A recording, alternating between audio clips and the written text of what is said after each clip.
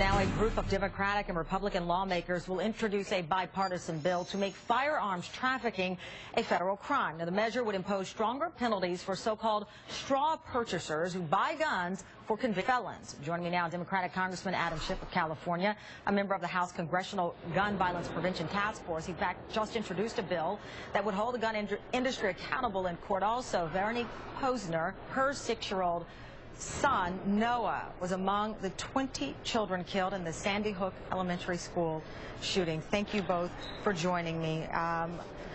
Congressman, let me start with you first, because you introduced a similar bill, a version of it, targeting straw purchasers, these people who allow for convicted felons to have these guns. And now we're seeing this again. Is this a part of the strategy? Put everything you can on the table as opposed to just looking at one thing, for example, zeroing in on assault weapons ban alone. Well, it is going to require an approach that doesn't focus on a single solution, because the problem is multifaceted. But we certainly have to bring about universal background checks, but also make sure that we're protecting against those that evade those background checks, and that is the straw purchasers. People that will go to a gun store, they may not have a criminal record, but they'll buy tens of weapons or even more, and then they go and resell them or traffic them to people who couldn't pass the background check. So this is a real problem. It's fueled a lot of violence in the country and certainly along our borders, and this has to be part of the answer, as well as the other pieces that you've mentioned. Another piece of the puzzle, you, as pointed out in your op-ed in the Los Angeles Times, focusing in on lawsuits that you believe should be able to be filed against gun dealers and gun manufacturers. You say no industry deserves the right to act with reckless disregard for public safety, and you're really focusing in on a law from 2005 that gives gun manufacturers, distributors, and dealers immunity from civil lawsuits. How would your bill work? Well, Tamron, that's exactly right. Congress in 2005 passed the bill that gave the gun industry a form of immunity that no other industry has, where it can act negligently and get away with it without repercussion. And that means that, for example, a gun dealer that turns a blind eye to these straw purchasers, knowing that these people are not the ultimate users of the gun, it's very hard to go after them in court. Now, most gun dealers, during the course of a year, 85% or more don't sell a single gun used in crime, but a small number of them sell disproportionately huge numbers of weapons that are used in crime. And the bill that I've introduced would repeal that immunity, would make that industry liable for bad practices and negligence, and they ought to be held to the same standard as the car industry, the tobacco industry, every other industry in America. Let me bring in Veronique, and first let me tell you, we're absolutely sad for your family and your loss of Noah.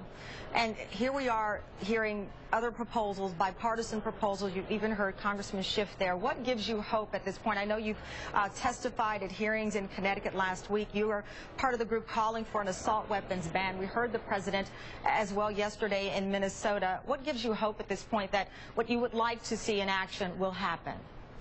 Well, I think we have reached critical mass, and I'm hoping that that incident in Sandy Hook, this horrible tragedy, is going to be the tipping point, and it's time to close the loopholes. And I agree that it requires a comprehensive approach.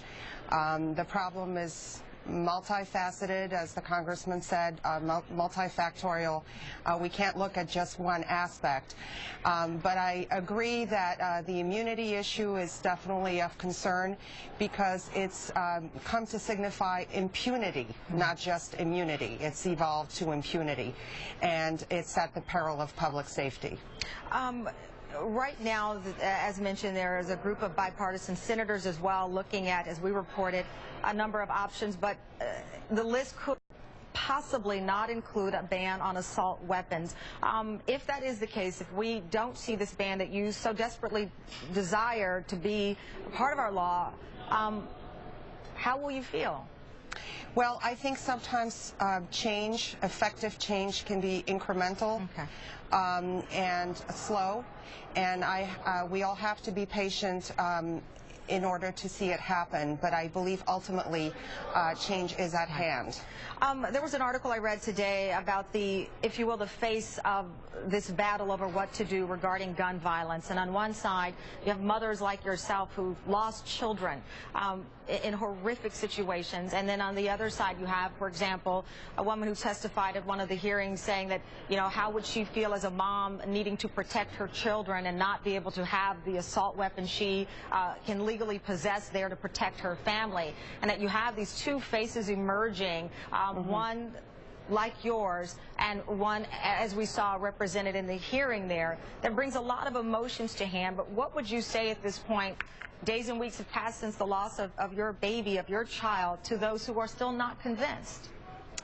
Well, all they have to look at is at these tragedies that keep occurring, and the number of deaths to gun violence is just staggering. And I don't feel that an assault weapon is needed for home protection. I think that's overkill. I just don't feel that it's a persuasive argument. And Congressman Schiff, what kind of support do you believe you will get? I mean, here we got gun manufacturers who provide a lot of money to the NRA. It is not their members who keep their coffers plump. It is the gun manufacturers here. We also know, for example, in Minneapolis, the police and sheriff's departments are looking at whether or not gun manufacturers are supporting some of these proposals, and if they don't, they may stop purchasing guns from those specific manufacturers. But your bill in particular, what kind of support, bipartisan support, do you think you'll get? Well, I hope we can gather bipartisan support. It's going to be a tough fight, just as it is with the assault weapons ban. But I feel very much the same way as Mrs. Posner. People don't need an assault weapon to protect them in their homes. It's much more effective to have a shotgun in your house. We don't want our police outgunned on the street, and we don't want to go through these wrenching traumas, these horrible tragedies year after year, month after month in this country. So if there isn't a time like now to act, I don't know when there is. And I still have great hope that we can move both an assault weapons ban as well as remove this unique immunity and impunity that the gun industry enjoys, and advance universal background checks, preclude these extended ammunition clips that are only good for killing lots of people in a short amount of time. Thank you both for your time. And Veronica, again, our thoughts and prayers are still with you and all of those families. Thank you. Thank you. Thank you. Up next is House